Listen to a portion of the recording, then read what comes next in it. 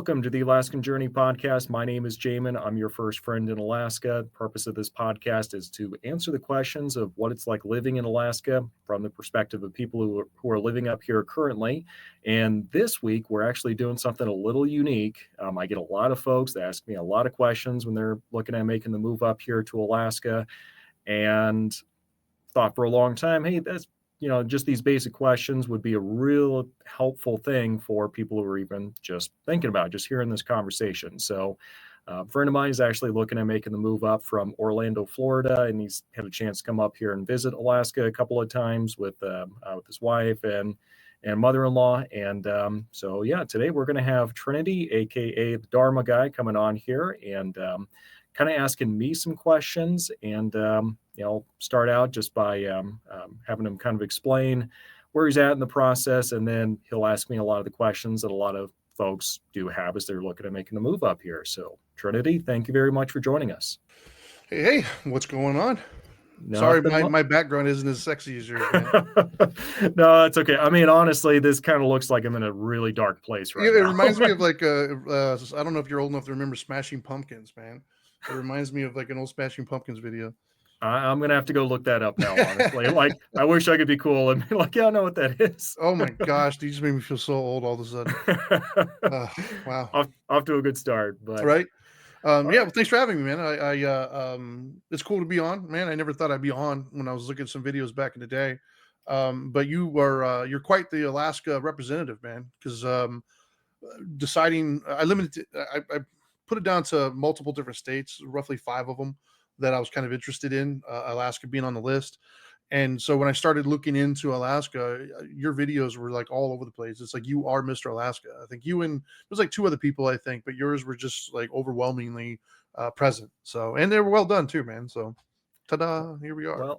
Well, that's what I like to hear. So let's go ahead and start there. Then you said you were looking at kind of making that move from Orlando, Florida. So, yeah. What's making you consider making that move at this stage? A few things, man. So first and foremost, I've never thought of Florida as my home.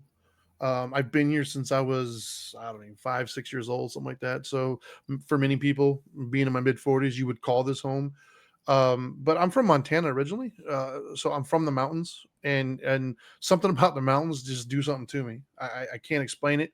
I'm a different person. I feel more at peace when I'm around mountains. So I've always been kind of longing for that, if you will. We take our little trips every year as a vacation as a family.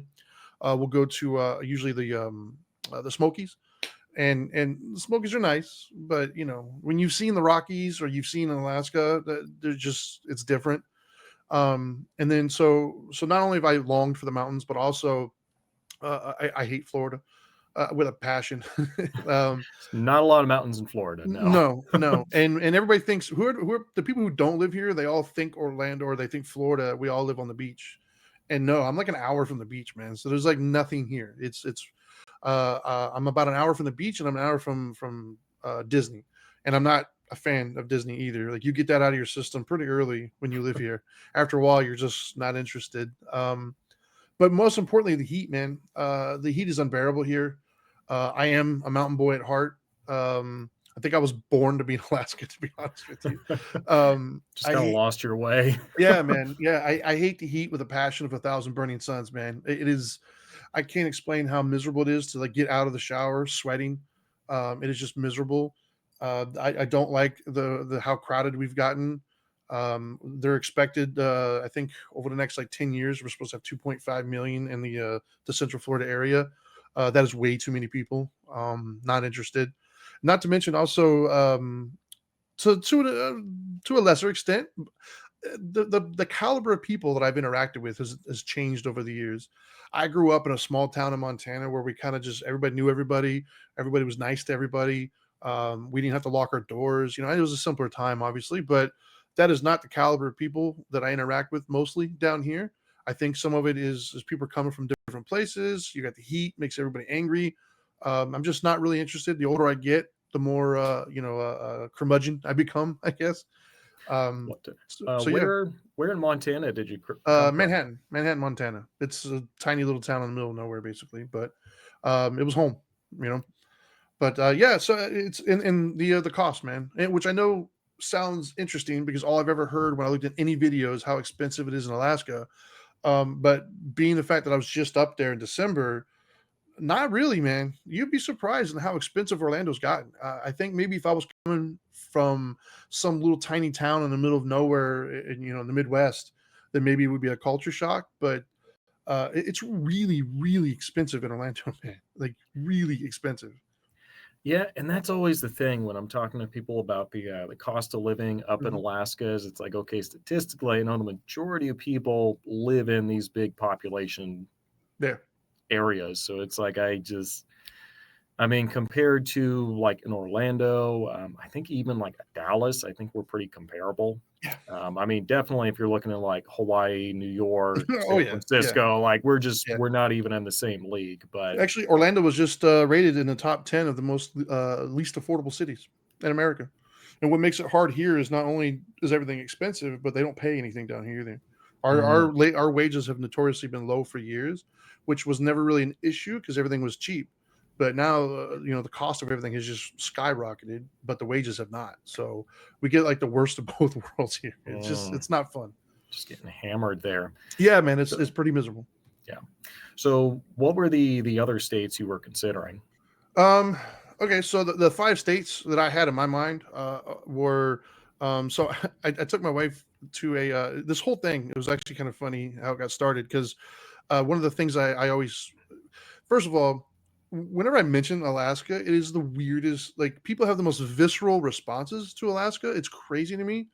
Um, Really? yeah, I never had any real opinions of Alaska other than, oh, it seems cool. Like I don't know, it seemed like home when I was in Montana. It didn't seem that much different to me. But when I say Alaska, people are like, it's very polarizing. Some people are like, oh, that sounds amazing. That's so cool. And other people are like, oh my gosh, that sounds miserable. It's too far. It's too cold. It's like, it's really weird. But anyways, my wife. The other thing that people ask all the time is, "How's my wife feel about that?" Because they think that it's this crazy idea. So I took my wife to Jackson Hole, Wyoming, for one of our anniversaries, and Jackson Hole just is about 4.5 hours south of where I grew up in Montana. And we went. My wife first of all was like, "Why would I want to like? No, I don't want to go there." She wanted to go to like the beach or something, some exotic place. Until we got there, and she was like, "Holy crap, this is amazing!" Like she's never really been on that type of environment before, and that was the moment that she was like, "You know what? I can see myself living somewhere like that." And inside, I was like, "Yes!" like, And so then the psyop just continued after that. exactly, exactly. But so anyways, so Wyoming was on the list. The problem with Wyoming is it's also expensive if you live anywhere near where like the Tetons and stuff are, which is why I'd want to go. The further out you get, the cheaper it gets, but then you're missing out on the whole point. I wanted to be there. The other one would be Oregon and Seattle, or Oregon and Washington, not Seattle, but Oregon and Washington. Um, Not to get too into the weeds on that one. I just didn't like the let's say the politics of those general areas. I felt that they were too extreme on either side, and I'm just not trying to participate that anymore. So those were ruled out. And then the other two left were Montana and Alaska. And I don't have any reasons against Montana other than I've already been there, done that. But I have a lot of reasons for Alaska. So that's kind of what narrowed it down. And my wife was all for it. She followed some people in Alaska on Instagram, loved the lifestyle that she saw that they were living, and yeah, man, it was a no brainer at that point. Yep. Now, the time when you guys came up to visit and we had a chance to kind of sit down and talk a little bit, was that the Yeah, first time you guys had been up to Alaska? yeah, yeah, yeah. That was yeah, it was the first time for all of us in Alaska. Oh no, for myself and my wife. My mom actually went up there. She did one of the Princess cruises, I believe, and like went on the glacier and whatnot. Um, and yeah, she was part of her like seeing the world kind of trip that she took. But myself and my wife, yes, that was the first time we've been up there. Outstanding. And where did you guys get a chance to go around and check out? Um, so we went to Wasilla because prior to getting up there, when I looked around, I felt like that was probably the most conducive to what I was looking for. So when we got an Airbnb, we went to Wasilla. I was proven right from what my understanding is. It seems like where I kind of want to end up being. Palmer's right next to it. That was kind of cool as well. It felt like pretty much the same between Wasilla and Palmer. I met you in Eagle Ridge. Don't tell them that. Well, from the outside coming in, right? I don't know about the Yeah. people, the politics. I just meant like the environment, No, everything I that was got you. I got around. you. Like I couldn't really, it wasn't a stark difference visually from the two. Talking to you, I know that there's a difference between the economy and the housing and residential stuff. I know there's a difference as well as the growth and their mentalities. But from the outside looking in, it felt similar vibe. I met you in Eagle Ridge, so I was there. That was kind of cool. Eagle Ridge, right? That's what it's called. Technically Eagle River, but I Eagle mean, River. Okay. yeah. That was cool. I enjoyed that play. We actually went hiking right around there, and it was like the greatest hike I've ever been on in my life. And then I saw Anchorage, of course, because we flew in there and we went back and forth multiple times. There was another place south. I cannot remember the name of it, but it was like a wildlife like sanctuary thing.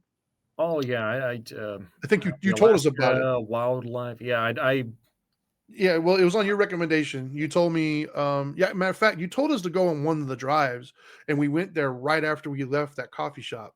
And I mean, once again, and this is some of the stuff that I like to know more about, but it might be normal for you, but for us, it was like crazy. We were driving through Anchorage, heading to the place. I can't remember some view. I can't remember what it was called now. But we were driving, and everything was fine and normal. And then in like 30 seconds, just fog rolled in, and you couldn't see more than like 10 feet in front of you. It was insane. I don't know if that's like a normal occurrence, but is that Yep. normal or no? It kind of depends where you're at. Okay. Around this time of year, yeah, I'm in December, like not so much. Not so It much. was like a beautiful sunshiny day. We're driving through. We went through Anchorage and we're going south. And the two things that stood out to me was number one, the fog just completely rolled in like out of nowhere, and we literally couldn't. We went from being able to see for miles and then just couldn't see 2 feet. And then the other one was I. This is where my own ignorance comes into play. Was I did not like. I knew Alaska, but like until you start actually going up there and stuff, it doesn't really register A, how big it is, and B, how far it is. Like it is the same amount of hours flying from here to Seattle as it is Seattle to Fairbanks or to Anchorage. That blew my mind, man. Like I did not know it was that far. But the other thing that blew my mind was the climate difference within like a couple hours of each other. So where we were at in Wasilla and even with Eagle River, there was like snow on the ground and it was, it was chilly. It's like 20s, I think it was. But then when we went further south into that park we went to, the animal place, Right. there was like no snow on the ground. Like if it was like a completely different environment almost. It was crazy. And then I heard from other people there that if you go even further south, it's like a rainforest. Like that blew my mind. I wasn't aware the climate differences within the same state and driving distance. Oh, it's insane. I mean, what's even wilder is if you're looking at like the trees in the different places as well. Because if you're down in Yeah, I remember you told me about that. Yeah. yeah, it's like Yeah. the trees, I'm gonna be honest, like up near Wasilla, they kind of suck. Like they're not good at being trees. Yeah, And I hear you. most of them are just kind of tall and wispy, and they're like the what is it, the birch trees. Right. So I mean, serve a function and all that, but if you're looking for like, the big like evergreens and something you'd see I don't know, somewhere down in like lower 48, Oregon, Right. forests in Montana, like those, closer to Kenai Peninsula, Seward, like that's where you're going to actually start seeing those trees. But I think Seward actually. I think that's where we were at. It was like just north of Seward, I believe. It was like some perfect. wildlife place we went there. Yeah, yeah, absolutely beautiful down that way. Yeah, it was amazing. It was such a different environment just from the two play. It was weird. It was wild. Yeah, and I mean that becomes even more dramatic. Like if you're going from like Fairbanks going down to like Kodiak or something like that. Like just obviously further you go, the more extreme that difference becomes. So when people say, "Hey, I'm wanting to move to Alaska and I just want to get something remote," it was like Yeah, you you're can gonna find have it. to narrow it down for me a bit more than that. Like, Yeah, there's so much to work with. yeah. And that's what that's what I like about it, man. To be honest with you, even being up there. So a real quick story. I think I might have even I don't know if I told you this one or not. So one of the things that solidified it for us, that we knew that that's where we want to be, aside from the fact that we had such an amazing trip, dude. It couldn't have gone any better, to be honest with you. I mean, we bookended the trip with our very first morning at our Airbnb. We literally get in the car, we drive out to the driveway. I look to my left, and there's two moose just sitting there eating, like minding their business. And then when we left, we were pulling out, and they're right there again. So we literally bookended our trip with moose just kind of hanging out. Um, and then of course, you took time out of your day to kind of hang out with us and meet and answer some questions. So it was, aside from all those things, there was a one moment that was like, if we were looking for a sign, like, this was it. um so it was our right around our anniversary again. As a matter of fact, it was on our the actual day of our anniversary. We went to the Target right there in Wasilla, and we went in, we were doing our shopping and stuff. We got to the register, and my wife realized that she did not have her like little like coin purse thing, a little wallet, for lack of a better word. And she was concerned that maybe somebody like took it or something. Like, her immediate thought was theft, because that's, we have a lot of that here. And so we went around, we searched the entire area where we walked and stuff, couldn't find it anywhere. We were set on the idea of theft happened. All of her stuff was literally her ID. She works for the federal government. Her badge was in there. Like, it was the worst thing that could happen on our actual anniversary. It was just absolutely terrible. She's freaking out, doesn't know how she's going to get back on the plane to go back home. She literally just took money out of the ATM to go shopping and stuff. That's all gone. And we essentially gave up and said, it is what it is. It sucks, but we're going to have to move on. Her friend lives up in Willow, I think it's called. He knew we were up there, so she talked to him, and he went to a Facebook group for people in Willow, and started commenting about he had a friend that lost a wallet up there, whatever. Somebody posted in that group that they found it. He reached out to them. He connected us with them. We talked to the lady, spoke to her that night on the phone. She asked us a few questions to confirm it was us. Told her, gave us her address, said, come on by. It happened. It was literally like a mile from where we were staying. It was on our way to the airport the following day. Stopped by her house, had the wallet in it. None of the money was taken. It was amazing. She was a cool lady. She actually still in contact with us to this day, wants us to reach out when we move up there eventually. And that would, I don't want to say never, because I don't want to act like there's no good people everywhere, because everywhere you go, you have good and bad. But the likelihood of here in Orlando of you leaving something like that, and then somebody reaching out to you on a Facebook group and getting it back to you with nothing gone, I would be shocked if that happened. Right. It's That's like, it was quite the opposite. I mean, my car has been broken. I live in a good neighborhood. My car has been broken into multiple times. So it's like, it's just where we live, man. It's just the crime here is definitely higher. And so for us, that was a sign, man. That was like, this is where we want to be. yeah, that's awesome. I mean, the people in Alaska, usually they're not the most, they're not really going to be like the, Southern bubbly personalities, but, they will have your back when it matters. So, And that's one of the questions I actually had was, I don't want to have like this misconception of like Leave It to Beaver in my head, because I know that's not accurate. However, I feel as if it's still like the vibe I had when I lived in Montana, and that is the mountain person vibe of like, I'll leave you alone, you leave me alone, but if you need help, I'd help you. I mean, is that still the kind of vibe there? it's going to kind of depend on like which specific area that you're in, but for the Okay. most part, that is going to be pretty accurate, especially if you're looking around the Palmer, Wasilla area. Most people are going to be pretty friendly, once you actually start talking to them and all that. Right. But yeah, they're not going to be the bubbly Southern, like just Yeah, out yeah, of nowhere coming up and like of just course. having to talk to you and all that. That's really not their vibe. But Yeah, I mean, and that's what I ran into, man. Everywhere I was at, both in Anchorage, Wasilla, Palmer, every place we stopped, everybody was really, it was the vibe that I was looking for. They were giving it. yeah, I would assume the further you go out, out in the middle of nowhere where people are trying to avoid people, I would assume they might not be as welcoming. But you know, I think with them, you kind of have to earn your stripes a little bit. yeah, But even then, I mean, I think they're eventually going to open up. But sure. But some of them have made it very clear they don't want to be part of society. Yeah, I can respect that though. That's that's kind of the reason why I want to go to Alaska. That's one of the reasons for Alaska. I know a lot of people. It is a commitment if you're going to visit somebody in Alaska. It is not just a hey, I live a couple states away. We'll get an $80 plane ticket, or we'll drive overnight. We'll come over, we'll hang. No, man, it is. If you're going to drive, and those are some questions I do have actually. If you're going to drive, that is a very long commitment.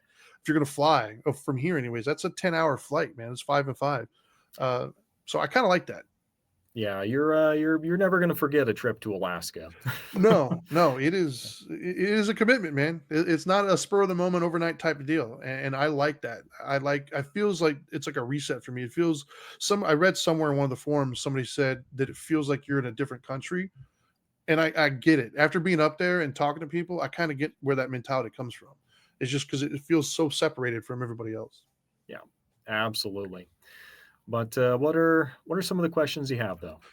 So I guess starting with the coming up there, right? One of the debates that I've had in my head going back and forth is just getting up there when we decide to actually move, and that is how, right? Like the two options that I think are the best so far.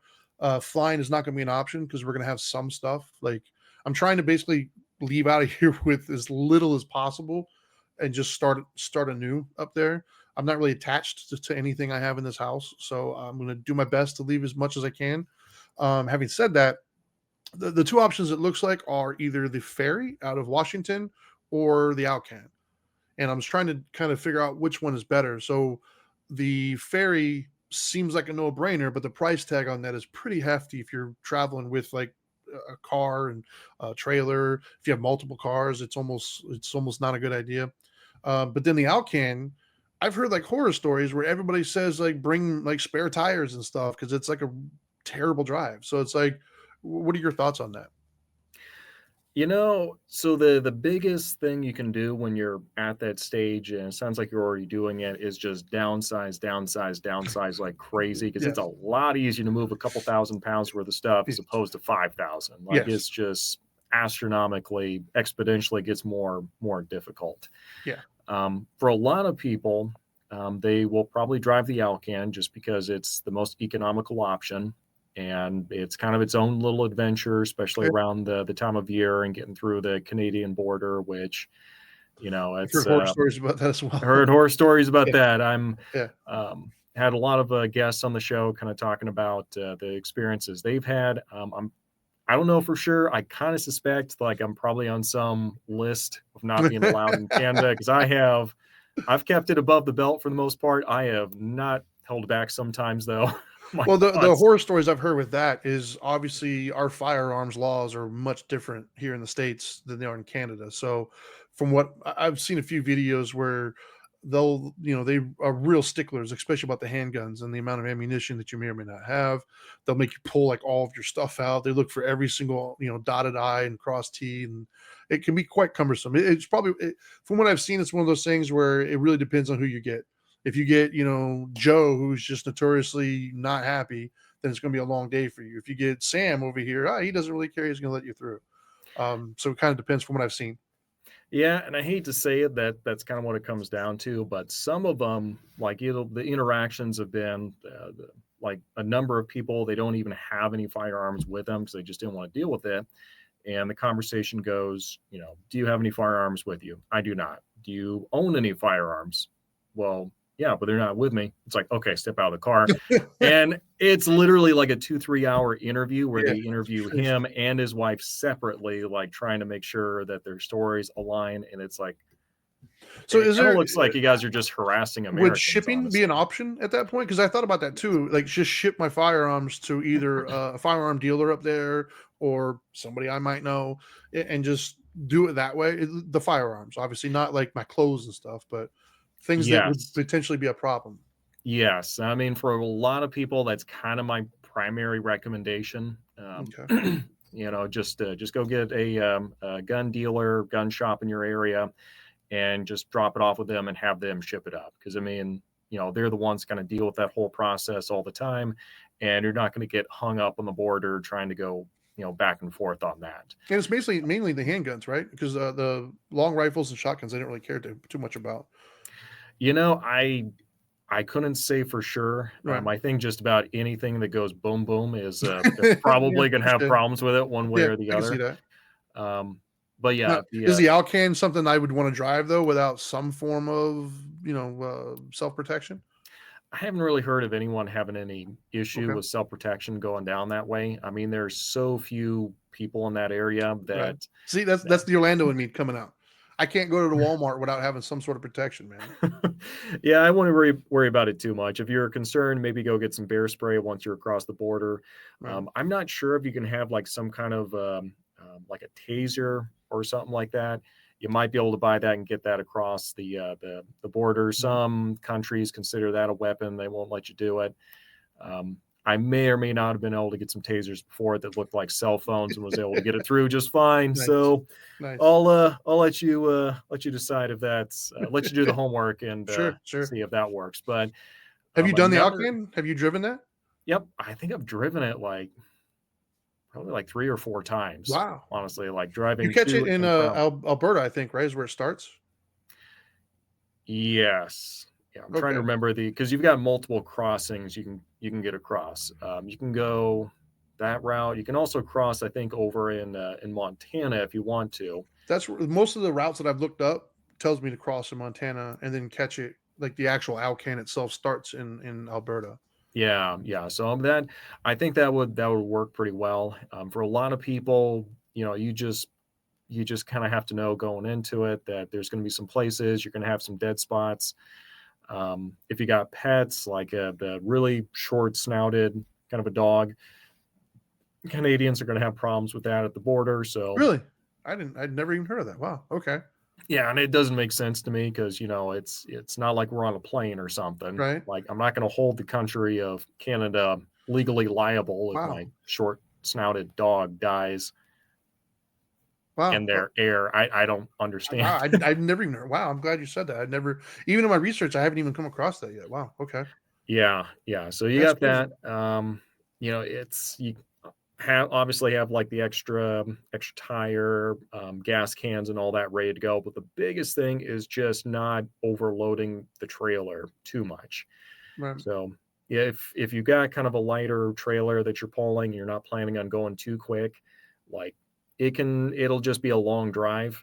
And it's not like this big mystical dangerous, you're not climbing Everest. Okay, See, like that's what calm people make it down. seem like, though, right? That's what when you look it up, they make it seem like it's the journey that never ends. I mean, it's like, but I don't know.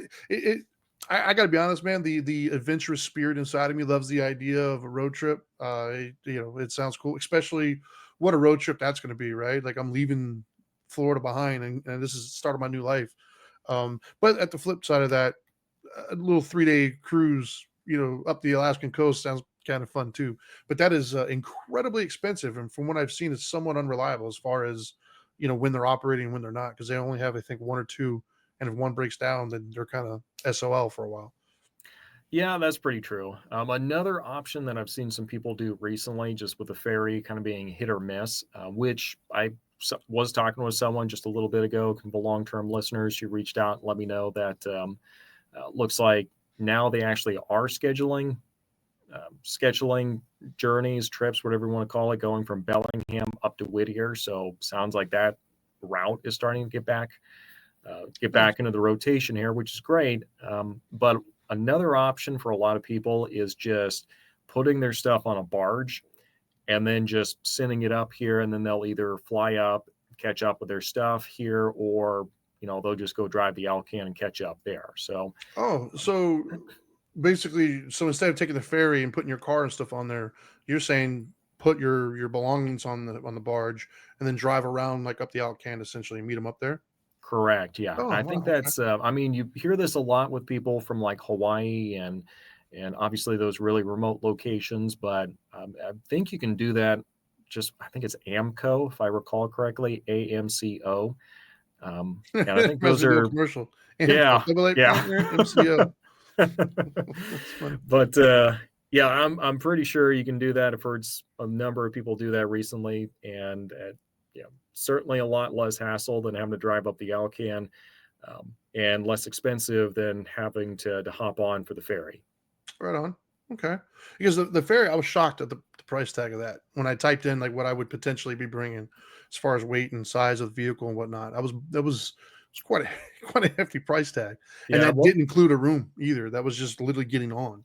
The rooms were more. I was just like, wow, that is it's not cheap. That's for yeah. sure. How much, like, kind of a price range, where do they have you at? 4 grand. 4 grand? Okay. Yeah, it was 4 grand to put my I have a Tundra, so it was going to put my Tundra in with a trailer essentially, if that's the vehicle I brought up there.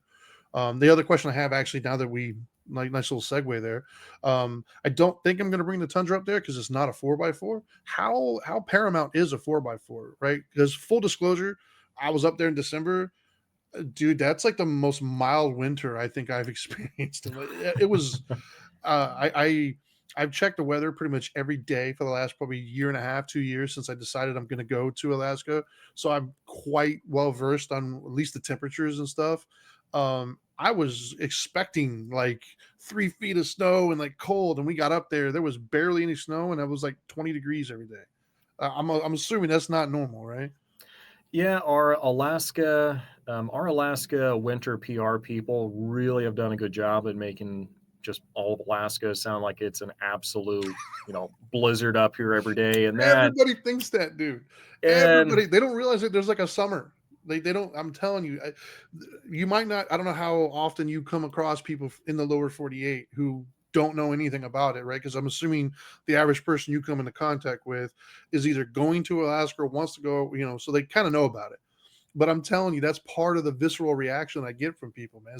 Everybody thinks that it's like and they're so confident too when they start to tell me about it, and they've never been there, they've never looked into it, but they're telling me that, oh, it's so cold up there and it's never this, and they all think that you're like Daniel Boone, like out there in like a dry shack 50 miles away from civilization in like sub-degree temperatures. Like that's, if you want that, yeah, I mean, I'm sure you have the opportunity, but that's not like my kids, because my kids are young, and part of the reason why I'm waiting is once they turn 18, because I co-parent with my ex, and I don't want to be in that position where we have to have a legal type situation. So I'm waiting until they turn 18, and then I'm going to give them the opportunity. You can come with me, or you can stay here, go elsewhere, whatever it might be. And yeah, they had all these questions, and they also, just from they're teenagers, but their mindset was the same. It was just like out in the middle peeing in a bucket or something. I'm like, no, man, yeah, no. and I think, unfortunately, for a lot of people, the whole thing that kind of shapes their whole perception of Alaska is probably just going to be like a bunch of extreme YouTube videos. And I mean, I know Yeah, exactly which channels, because they're up in the interior, up in Fairbanks, and you know, hey, we just got 4 feet of snow and -70-degree weather, blah blah blah. Like, a lot of people are going to watch that just because it's yeah. entertaining. Well, you have reality too. The Alaska, I don't even remember what they're called, but there's a couple of reality shows I've seen of people like living up in Alaska. The same thing. They're all homesteaders and stuff, though. They're all like purposely living as far away from civilization as possible. Yeah, and you can find that, but for a lot of people, when they're serious about actually looking into it, it can kind of be a relief or a disappointment to them. Where I explain, okay, well, just Alaska is going to be like a whole state of like small Midwestern towns with a great view, and that's Sounds like home to me right there. yeah, that's pretty Oh, much it. It's beautiful. usually not going to be like this real extreme, like Revenant inspired kind of experience for everyone. It's Right.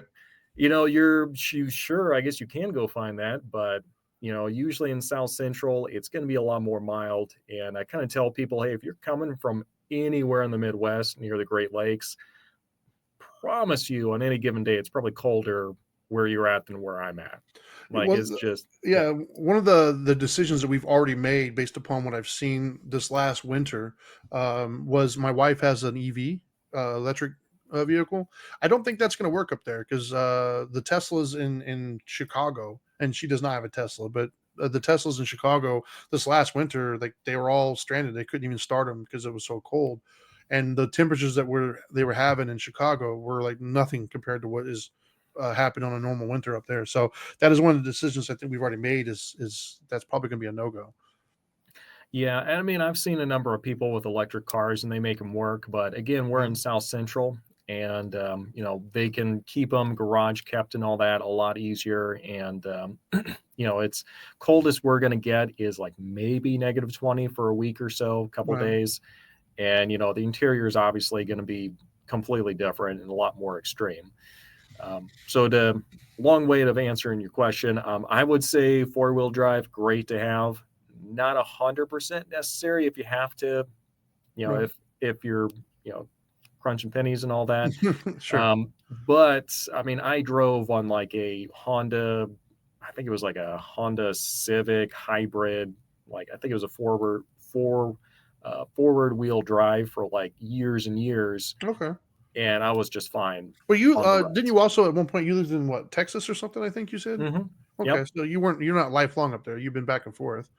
Yeah, yeah. And I mean, you pick up driving on the road in the wintertime pretty quick. Now there is Yeah. like a first week or so where the first snowfall hits, and I swear everyone just forgets how to drive on the snow and everything, Bro, which you obviously never been to Florida, man, because they can't drive here at all.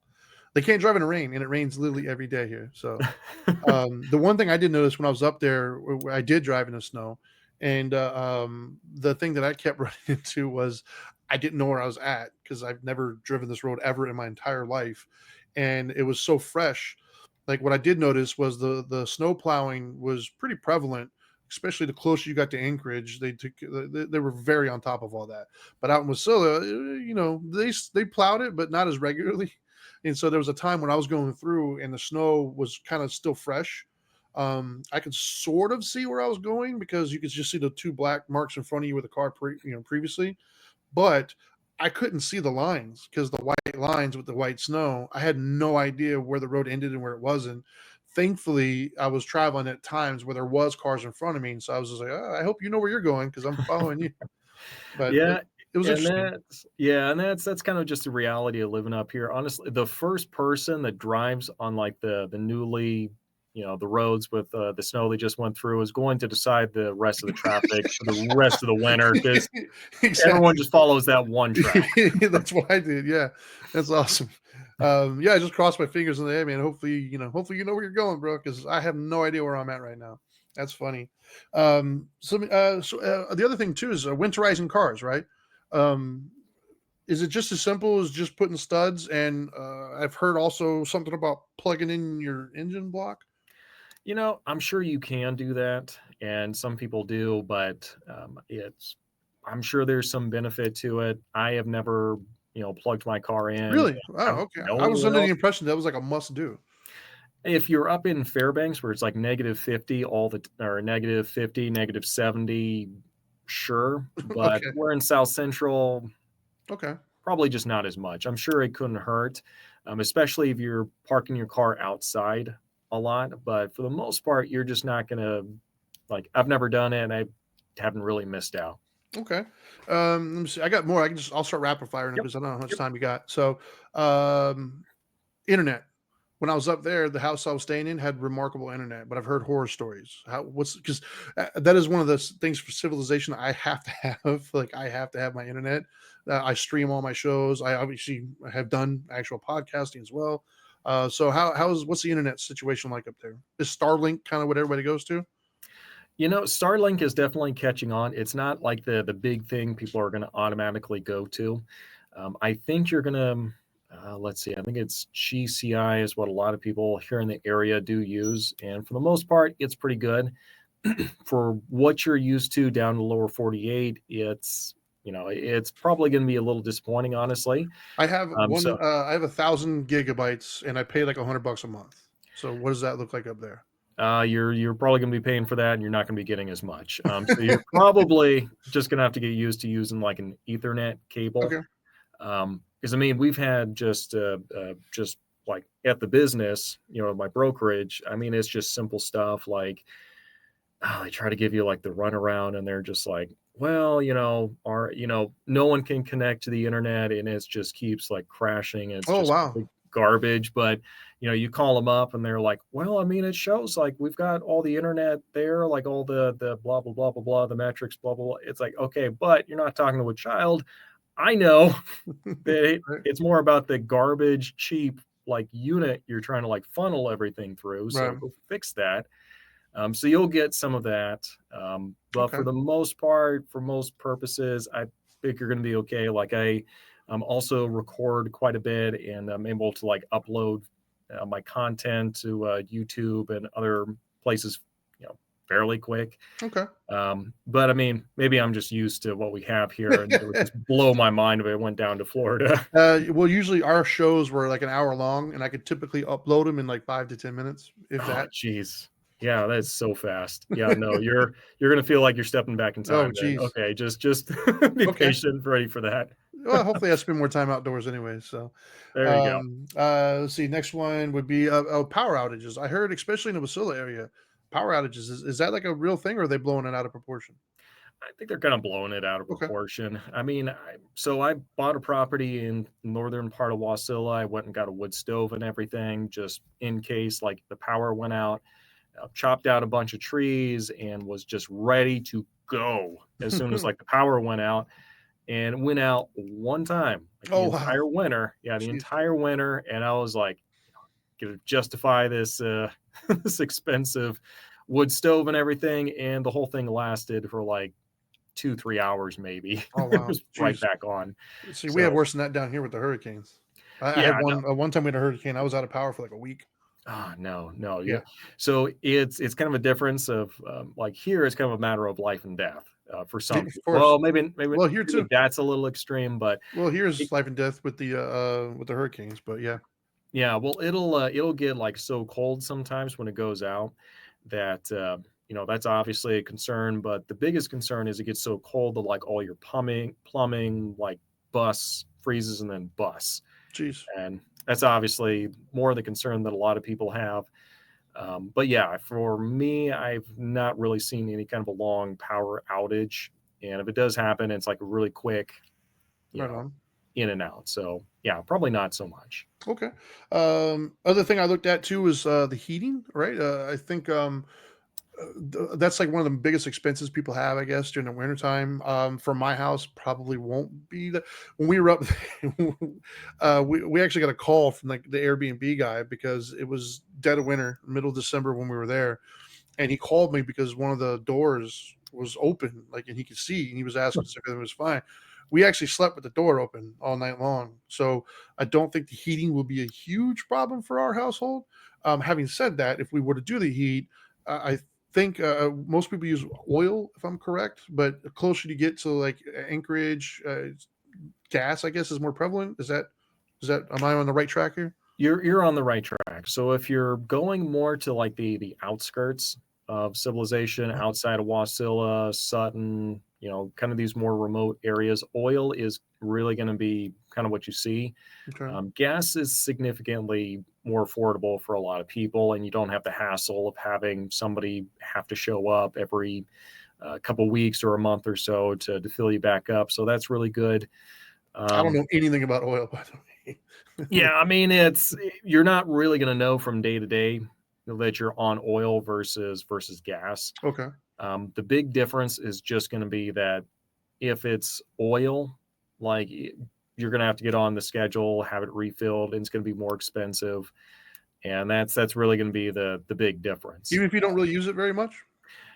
Even if you don't use it, because if you don't use oil very much and you don't use gas very much, like the not using gas very much is still going to be less expensive than the oil. Okay. And Um, just what kind of about? giving you, Go go ahead. ahead. Yeah, No, I this mean, is just kind of giving you an idea as far as the expenses.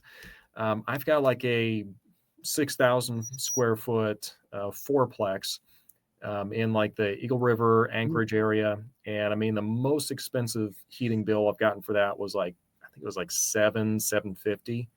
So yeah, for a month. it's yeah for the month. So Wow. it's that's pretty spendy, and also unfortunately, all the tenants get to set their own thermostat, and I pay for the oil, I pay for the gas. Jeez. Um, but I mean that's like Well, wait a minute. That's 700 for how many? Four of them, though.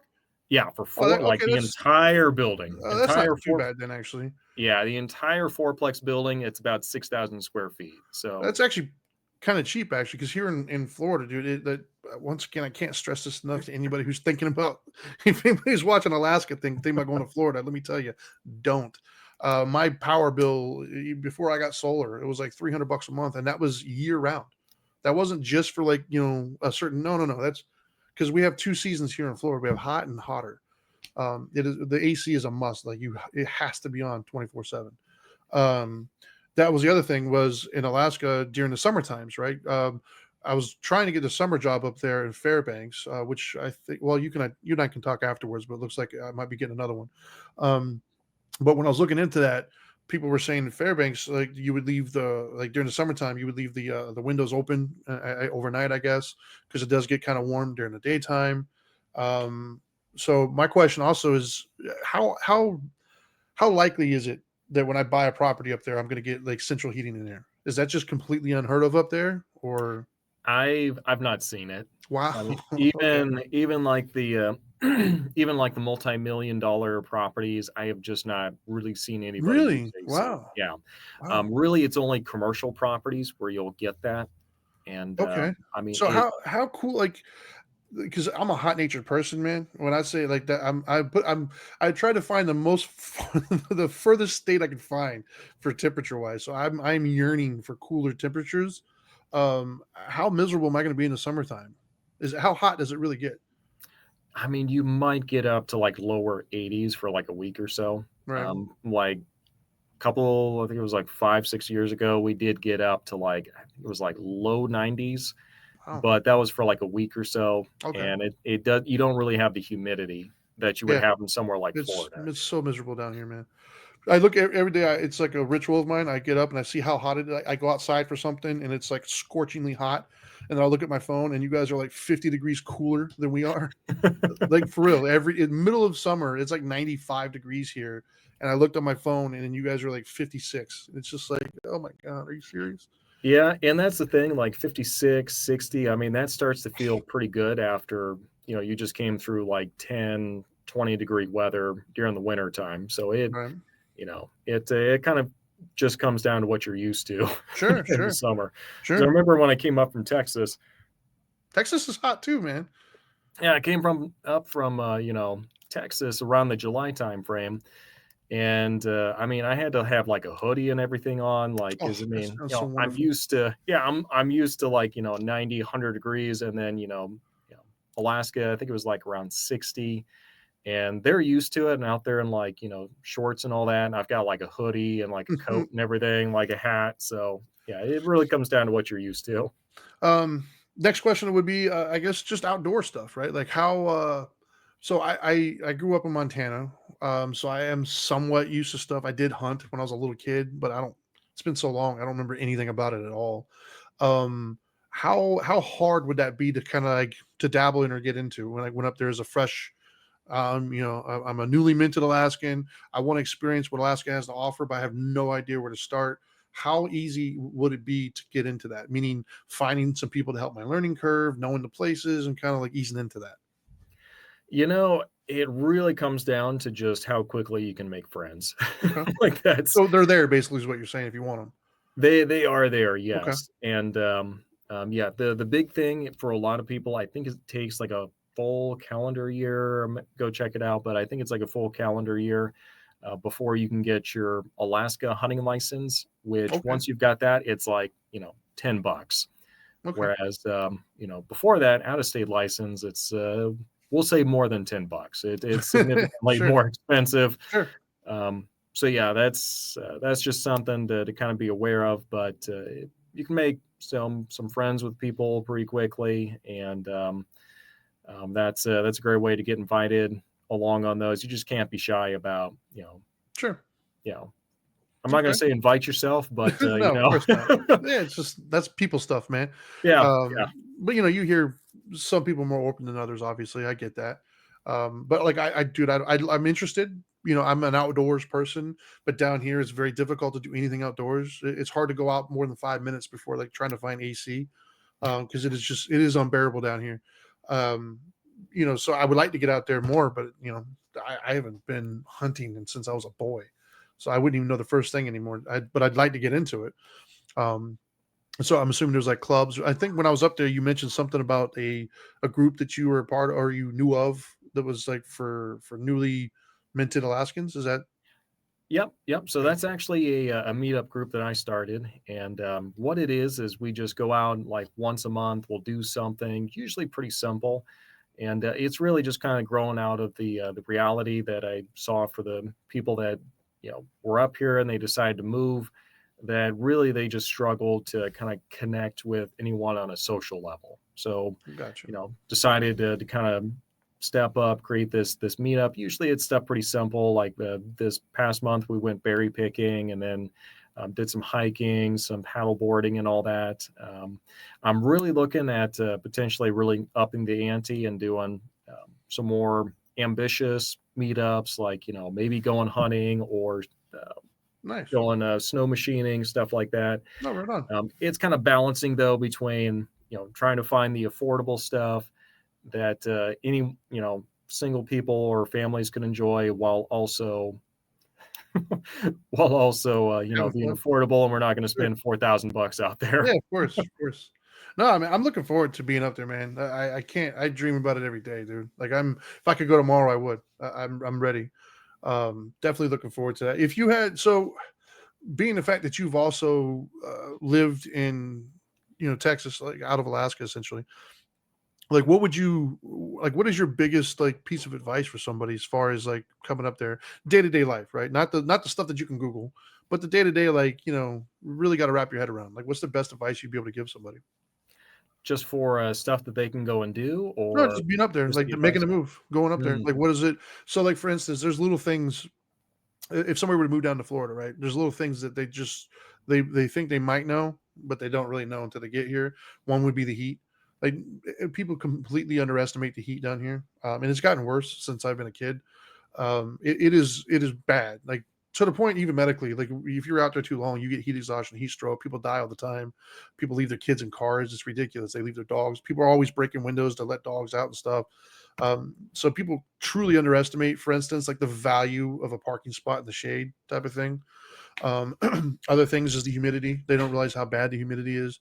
I took a trip out to California a few years back, and I always heard people talking about how it was like beautiful weather. It was like 70, 80 degrees and sun shining. Well, that sounds miserable to me because here 80 degrees is bad. But when I went there, my first ever trip to California, I walked out of the airport and it felt amazing. And I was like, holy crap. I looked at the temperature, it was like 84. I'm like, in the humidity, like the humidity makes a massive, massive difference. And you wouldn't know that unless you live here. If you live here, you wouldn't know you're gonna have bugs in your house all the time. Every day, all the time, you're gonna constantly have bugs in your house, insects. The tropical climate, it's like a magnet for insects. So it's like a never-ending battle trying to keep like little baby ants and roaches and scorpions, like things that you wouldn't think of in Florida. You have them here, and you have to constantly deal with them. So what tip or what like what advice or what earth shattering kind of like whoa, what, like my kids, right? My kids have never lived outside of Florida. This is all they know. They've never been to the mountains, like living wise. They've never lived in colder climates. What is something that is going to be shocking or something that they're going to have to adapt to overcome that you're not going to see in the brochures or people don't talk about? One of the Put you on the biggest spot here. Yeah, no, one of the biggest things that kind of off the top of my head, a lot of people prepare for the cold. Not a whole lot of people prepare for the darkness during the winter Okay, time. And this is really important because it's not really the cold that gets you. And, where you start getting the seasonal affective disorder, or, sure. better known as SAD, it's really going to be the darkness that's going to get you. And I mean, this is something I've kind of struggled with Really? for years. Oh yeah, at this point, where you don't really get a whole lot of warning. You just wake up one day and you feel sad, and that's kind of just living up here in Alaska. But you're just not going to know, because some people, they just go through like decades up here and they never get it a single time. Other people, it's something that they're going to struggle with pretty frequently. So it's just, you don't know how you're going to react to the darkness until you actually Really? get up here. So Yep. it's that because I've read a lot about it, and my sister actually has that, up she lives in Missouri at the moment, and she has to have, like, one of those, sun lamps in her house. Um, I I guess I just never took it seriously, man. I hear a lot of it everywhere you look, you read about it, people talk about it. But I'm kind of so I worked nights for, like, 11 years, man, so I have blackout curtains on, like, all my windows anyways, and I'm like a vampire, I like it dark. So when I went up there, we experienced a touch of it. We were up there for like a week, I think. Um, and it was weird because when I looked at my clock, it was like 3:30, 4 o'clock in the afternoon, but it was like pitch black. Like it felt like it does here at like 10 o'clock at night. Like I genuinely thought it was like 10 o'clock. I was like, yo, we need to get back to the house. It's getting late. I looked at my watch. It was like 3:45. I was like, whoa. But it was more weird than anything else. I didn't feel like it would bother me. So is that something that does it always bother you, or is it something that could come on? Like, is it something I should genuinely be worried about, or my little bit of a taste that didn't bother me at all? Am I good to go? So the first exposure to it, I mean, it's just going to feel kind of weird, especially if you're coming in from a different environment and you haven't had the chance to kind of see the season slowly changing. Right. For a lot of people, you'll kind of start really feeling it around like that January, February time frame after you've experienced it for 2 or 3 months.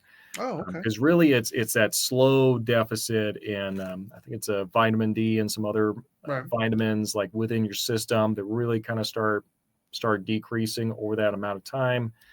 Does And supplementation help with that? it does. Okay. I mean, obviously, direct sunlight is going to be your best Yeah, of bet. course.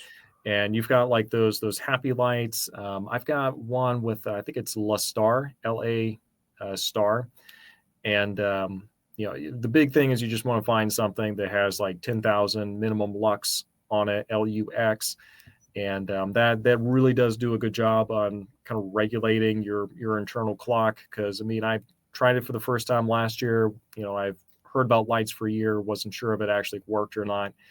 And kind of the weird thing is that I'll have it during the winter time, and I still can't sleep though.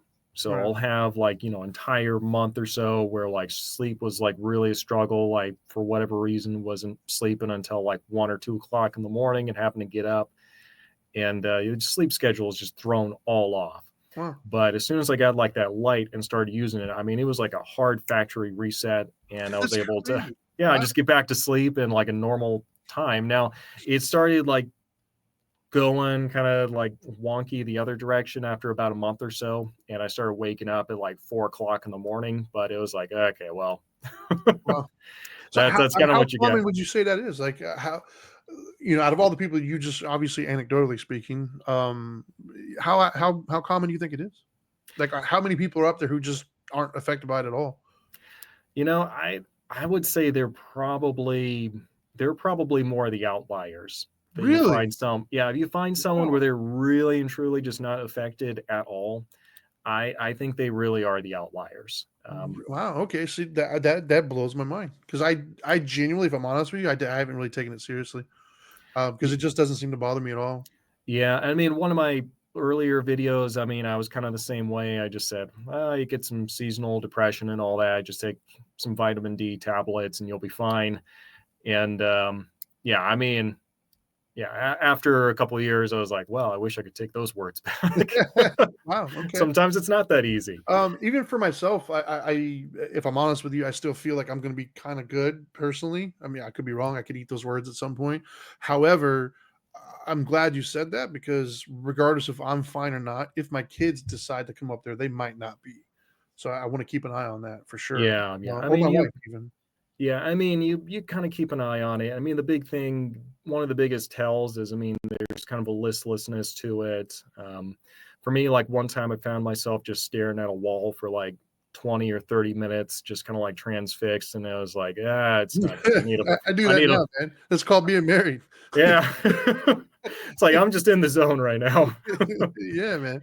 Okay. But Wow. All right. Interesting. I, I, I, I I think you're onto something there in the sense of I do believe everybody fixates on the winter itself and preparing for that. and not so much the seasonal stuff, or even just dealing with summer up there, right? Like, you still have to live during summertime. There's other Yeah, things that come along with it. yeah, and I mean the summer you can also get the seasonal effectiveness during the summer as well. Well, kind of a different variety of it because a lot of people they'll have the summer, the sunlight out there nearly 24/7, and they know about sad during the wintertime. What they're not aware of is some people really struggle to sleep during the summertime if it's out and bright all the time. Yeah, So you I can can see go from having sad in the winter to also depressed as heck during the summertime yeah, because you I can can't see that. sleep. So Yeah, well, I mean, I worked nights, dude, for 11 years, and so that was definitely an adjustment I had to do, is just learning how to sleep during the daytime. Like I said, blackout curtains were like my best friend, man. I still have them up everywhere because I prefer cave, like, I'm a vampire, man. It's dark. That's what I want. Um, Very interesting though. Yeah, I didn't take that seriously, if I'm honest with you. Very interesting. Um, Trying to think of something else. I mean, I have so many, man. I could probably keep you here all night, but another concern as a homeowner, actually, this is something that I did read about, that I'm very thankful that I can lean on you a little bit as we get closer to actually purchasing property, because it's obviously unrealistic for me to go up there and look at every single thing. But I heard there's a lot of problems, especially in the Vasilla area, with water, like in the basements and the crawl spaces or something. Is that did I misread that, or are they expanding on that too much, or is that a thing? no, that is definitely a thing, and I mean, it could be considered a problem. And for a lot of people, it's just kind of the environment that we're in now, because the whole reason we have crawl spaces to begin with is because there is moisture in the ground. And it's not necessarily a problem until there's like there's standing water up on top of the vapor barrier. So, well, first off, what a crawl space is up here is it's usually it's they're a lot bigger up here in Alaska than what they're going to be down in Florida. Because in Florida, I Don't mean, really have crawl spaces here.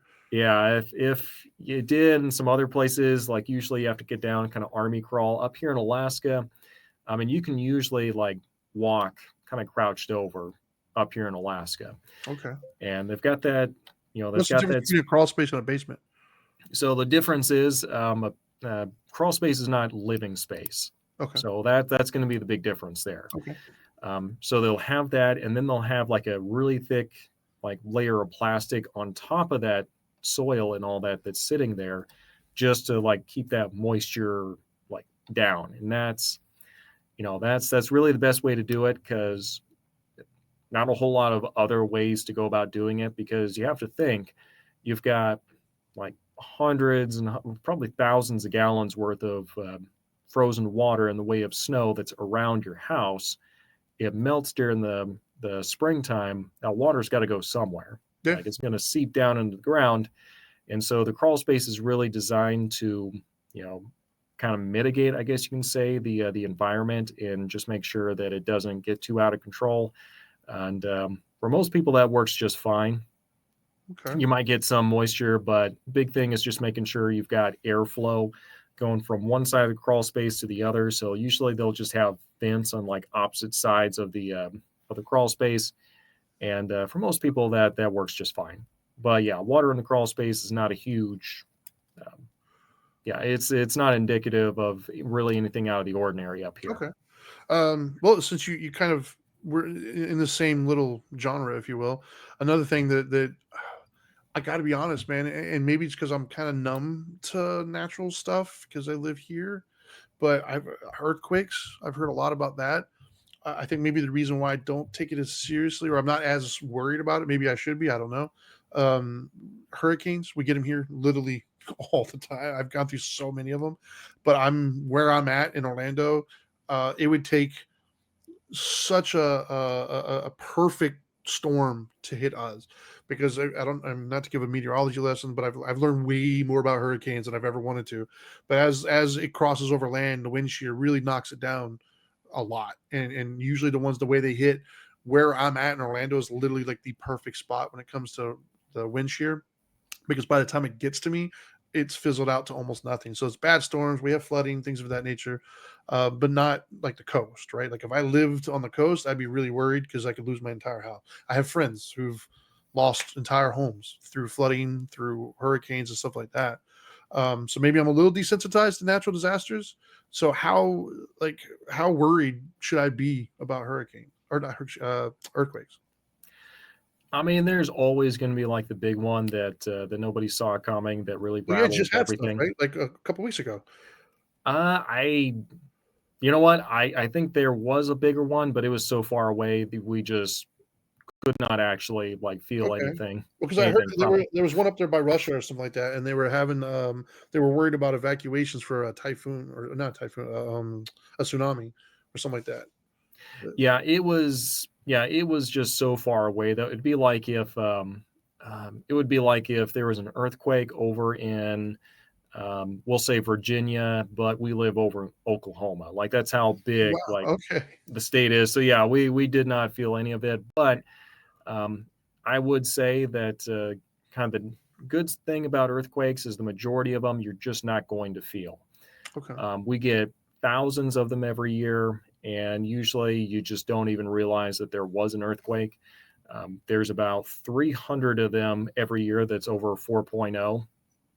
And that's for a lot of people where it kind of starts to become like more measurable, but that's 300 over the course of like over the entire landmass of this huge state. Now you can occasionally get like a really big like shaker, and Have you been I in mean, one? yep, been through a couple of them, and I mean they're not fun because you really and truly because like a hurricane, you at least still can trust like the ground underneath your feet, at least. But Maybe give or not take, the roof over your head, but yeah. yeah, not the roof. You can usually depend on the ground, but in an earthquake, like it's just I mean, it's shaking back and forth and it just keeps going and going and going. Like the Really? one I was in, yeah, it lasted like 48 seconds of just violent, like back and forth kind of That's shaking. crazy. And that's Do you get damage in your house, or do they build for that? they really do build for it up here. The buildings are designed to be able to kind of sway with the ground a little bit, so it's not like super like rigid with the building materials. Usually, the biggest thing you're going to see is just some drywall cracks in like the wall, and I mean that's pretty normal up here. We call Right. those kind of the cosmetic cracks, Sure. and it's usually not that big of a deal. Now, if you do find yourself in like one of the bigger earthquakes, I mean, that can be Yeah. pretty dramatic, and Is but insurance required for that up there? it's really not. So you can pay extra and get earthquake insurance, and I've heard some people it works really great, and other people say that the premium is just so high, like you almost have to total the entire house in order Oh, for it to make sense. So sure. I mean, we deal with that here with the hurricane insurance, but here you have to have in certain areas, and it's ridiculously expensive.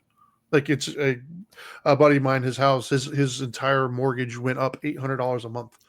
yikes, Yeah, yeah, it's brutal. it is bad. And then with our car insurance too, our car insurance right now is 125% of the national average because there's in my neighborhood alone, literally right behind a street behind me. This one hurricane thing was last year, the year before. There was the entire neighborhood behind me was under like 3-4 feet of water. Mm. Yeah, it was pretty bad. Yeah. Um, Well, the one good thing, well, the one real downside, I think hurricanes probably more destructive. Like if we looked over a 5-year time period, uh, comparing like Alaska to like Florida and the hurricanes, I think hurricanes are going to win out. The big thing that's kind of a downside for the earthquakes, though, is there's no such thing as earthquake season. Okay, because there's really no I can see that. planning for it. It literally can happen at any moment. Do you get well? That's the thing I think too that not worries me, but the one thing that does piques up my interest or my spider sense, if you will, is with a hurricane. Dude, I'll know weeks ahead of time. They follow them from the second they come off the African coast all the way their entire journey all the way across the Atlantic. Like so, we see it coming. We have time to prepare for literally weeks on end. Do they have some sort of a warning system for earthquakes, or is it just like, oh, I guess we're having one now? Yep, that's pretty much it. Wow. And Okay. they'll report back to you, hey, that was a 6.8 or something like Wow. Okay. that. Interesting. And Okay. I mean, if you're close to the water, they'll have the little tsunami Sure. warning and everything, which for the most part, it's the tsunamis we're more afraid of than the actual earthquake Right. itself. Yeah. Water, man. Water is destructive. It Yeah. tears everything up. So yeah, very interesting. Very interesting. Um, so I'm assuming by now, man, you've met an absurd amount of people who've come into the state. Out of the people you've come to the state, how many of them have stayed? And what are the kind of regrets that you hear that people talk about? You know, the majority of the people that I talk to, they do actually end up staying.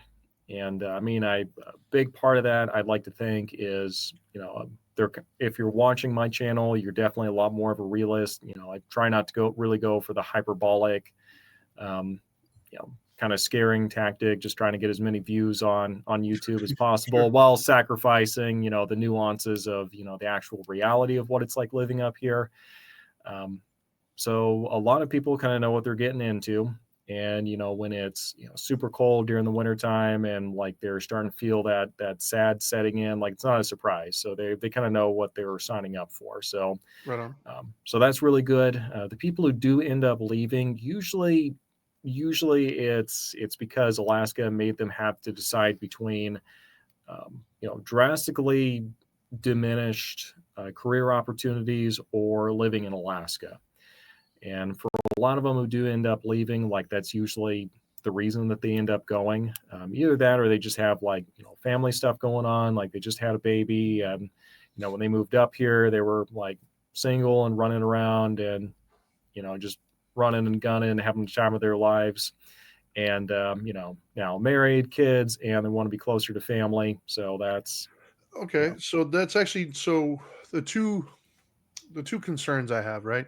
That I kind of been struggling with, and maybe you can shed some light on this, and maybe somebody else watching will have similar thoughts, right? The two main ones are the first one is my children.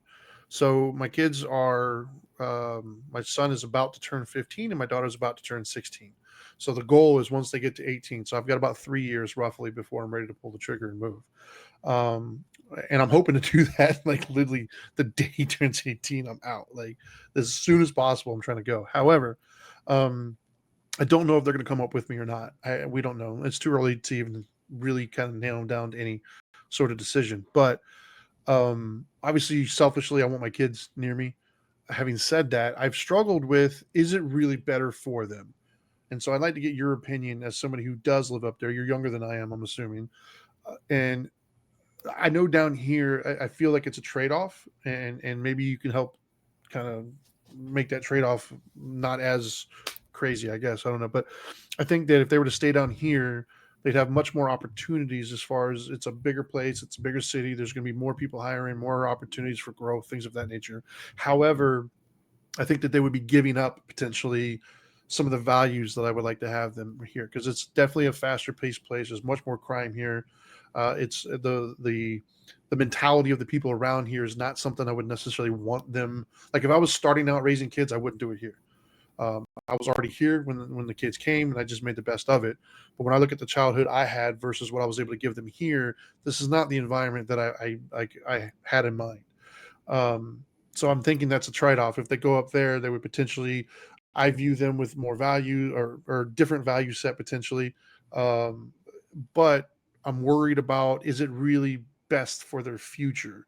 Like what kind of, as a young person coming in there, 18 years old, trying to start your life, figure out what you want to do, is Alaska the place that they should do it? That's a tough one because, yeah, I mean, for a lot of people, they're going to be making some pretty deep career sacrifices if they're going to be up here in Alaska. And even people who are looking at going to school up here, we've got some great programs within a very like narrow scope of kind of programs, and usually they're very oriented towards, I don't know, outdoor biology or Right. something like that, and or something with oil exploration and engineering. And other than that, it's you could probably find some programs elsewhere that are probably going to be a better opportunity.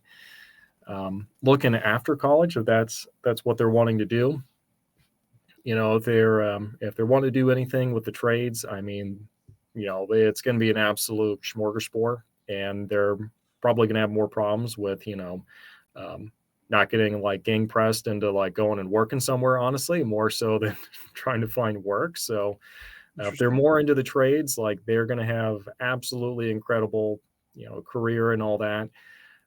For a lot of people, though, I didn't think of that. yeah, for a lot of younger people, though, we do have an issue in this state of younger people not sticking around as much anymore because so much of our work and economy is like switched over into not really the private sector as much as it should be, and this kills a lot of opportunities that younger people historically did have. And Interesting. yeah, so a lot of them do come up here for a little bit and they're like absolutely love it, and I can't sacrifice the entire career because I want to be up here. Okay.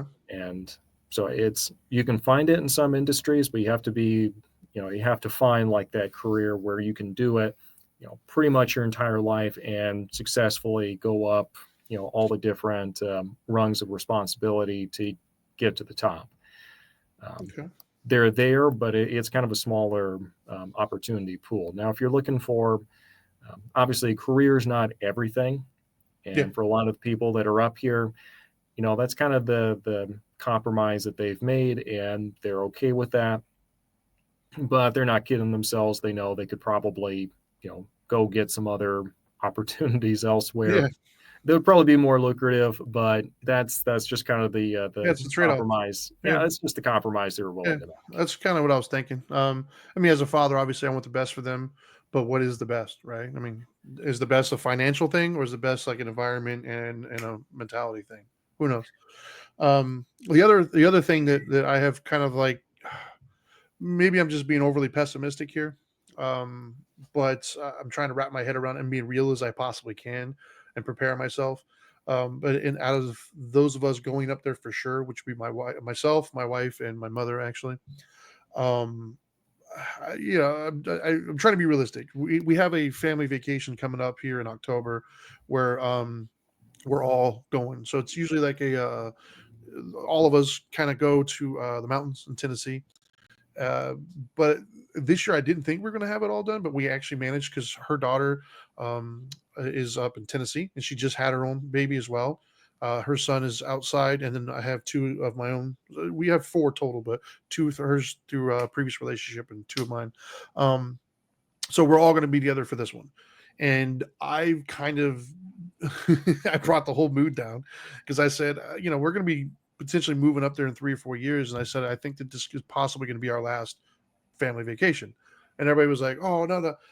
But I'm trying to be realistic, and I'm assuming you made friends when you were in Texas. So my question is, I've kind of resigned myself to the idea that once we make the move, I don't think I'm going to see anybody from here at all. I just don't think it's going to happen.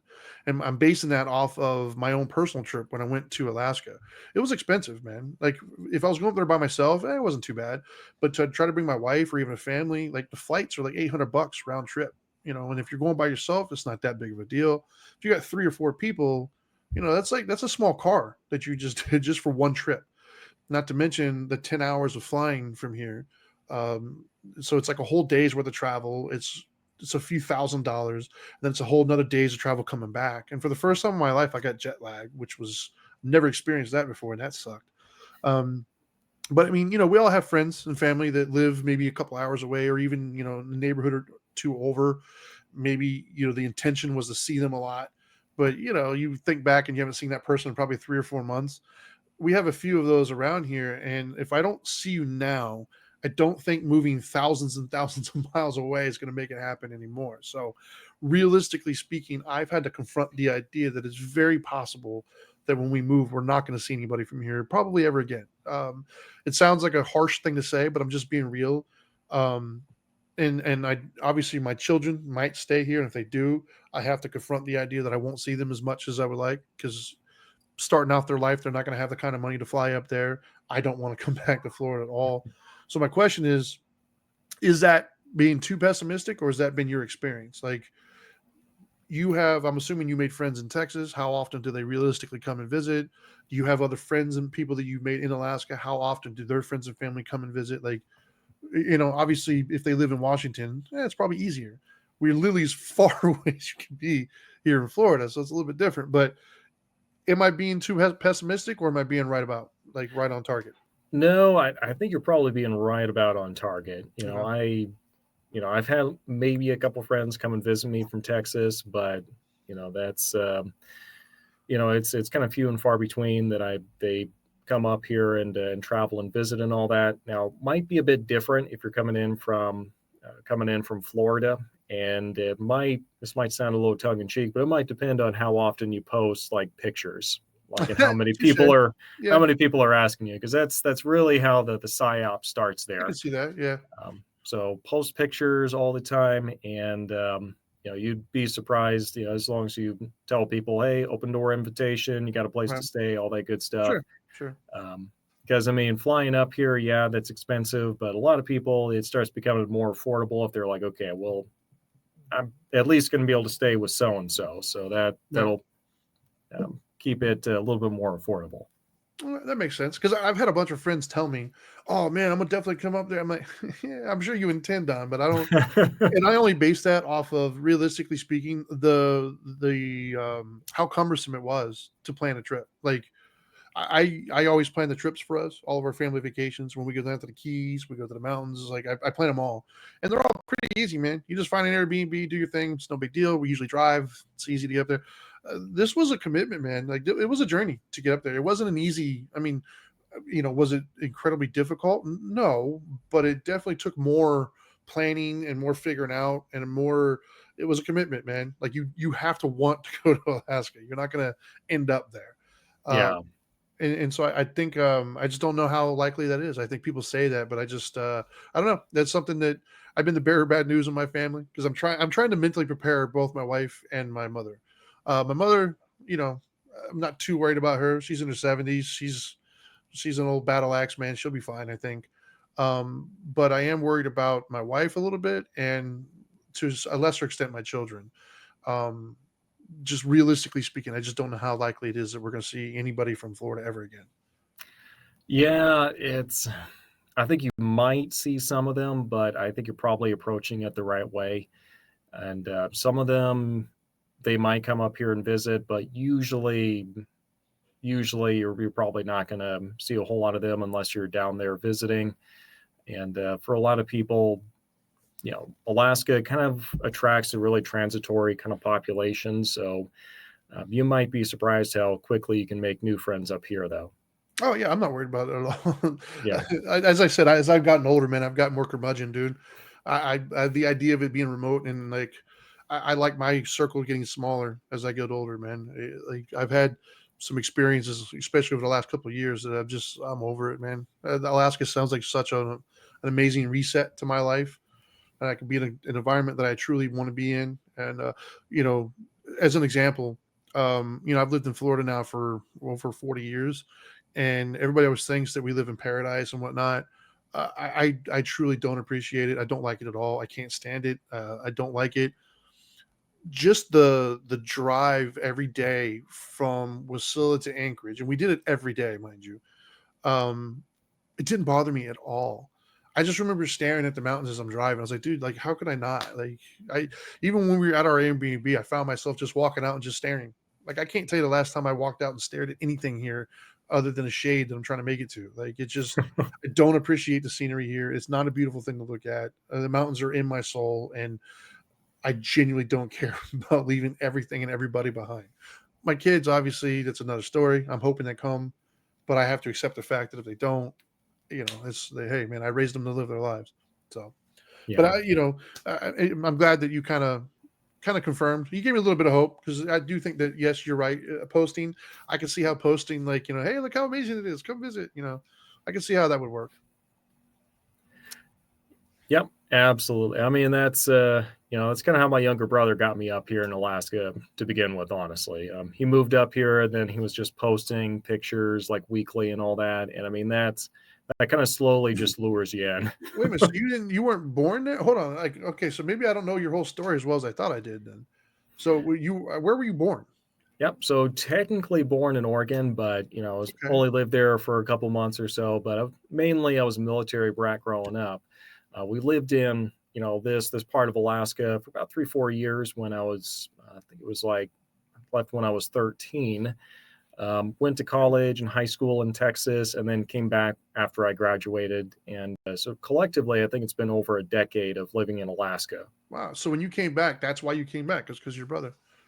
Yep, came Wow. back, and I mean, it was kind of a unique family situation where the whole family was able to kind of pick up and move here. And Oh, that's awesome. yeah, so I That's mean, what I'm big, hoping for. Because my yeah, wife is going and my mom is going. All I need is for my kids, dude, and I'm everything I care about is up there. yeah. Well, even if they don't come up immediately, just start posting those pictures on the regular, and you'd Yeah. be surprised how much heavy lifting that does. No, right on. So did you notice? Did you have a pull like from when you were here at when you were up there at 13, even down going to high school and college? Did you have a pull even without your brother of wanting to go back, or you just didn't care?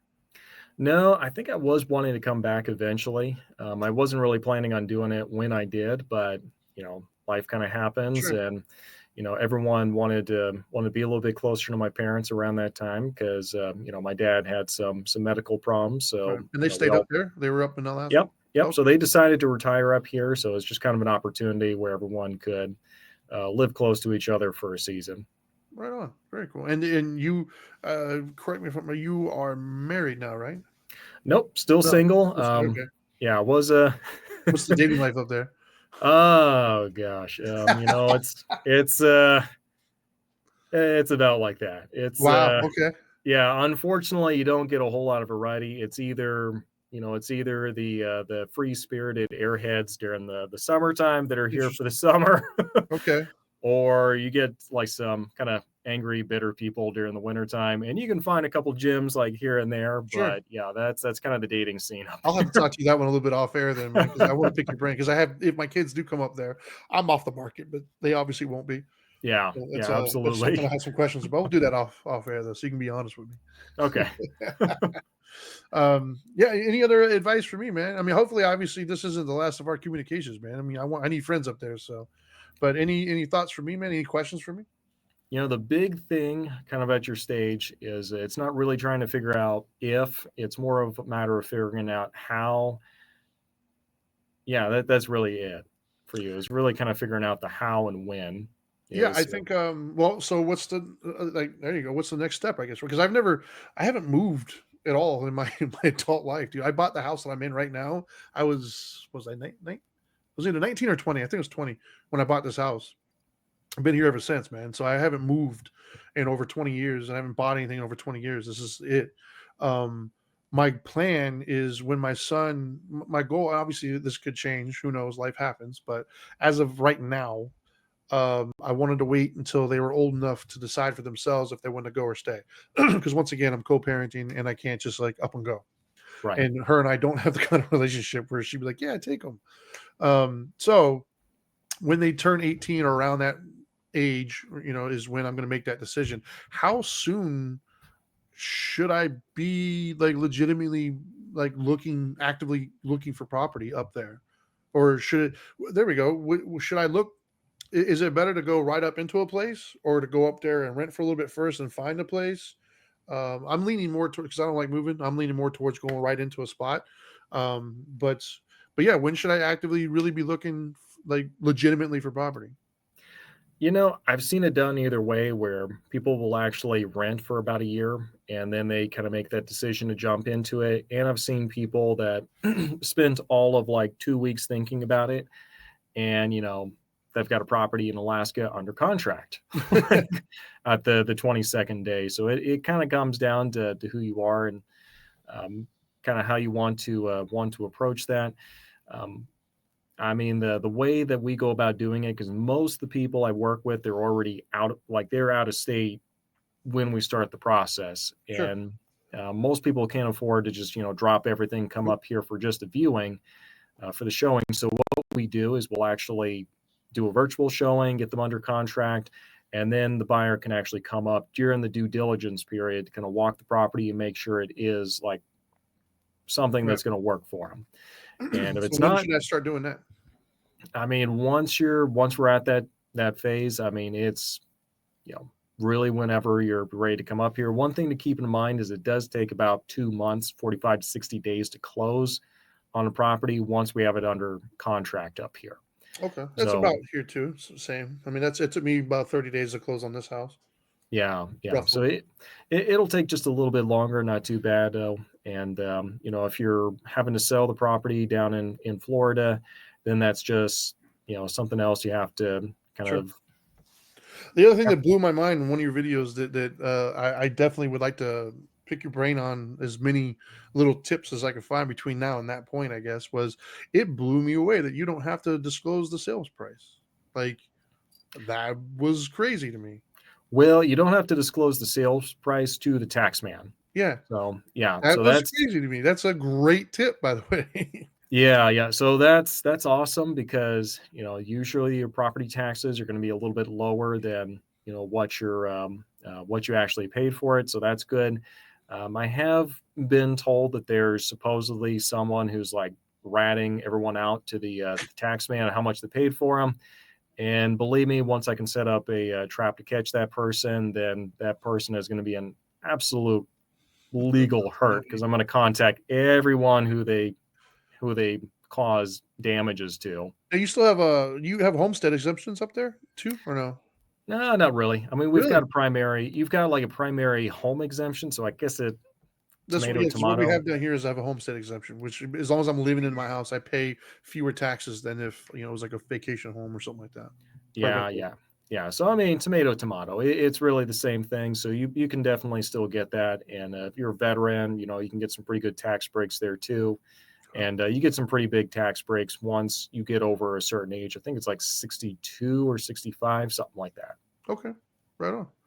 Very cool, man. Well, I know you told me this was gonna be like a half hour, man. I didn't mean to take up a whole bunch of your time, but I'm a talker and I get paid to do it for a living half the time. So Yeah, it's, well, I really appreciate you coming on here. yeah, Like I man. said, this is a kind of a new format, Yeah. so you know, Anytime, man. You know how to get a hold of me. Anytime. absolutely. Well, everyone else, thank you very much for listening, and we'll catch you next time.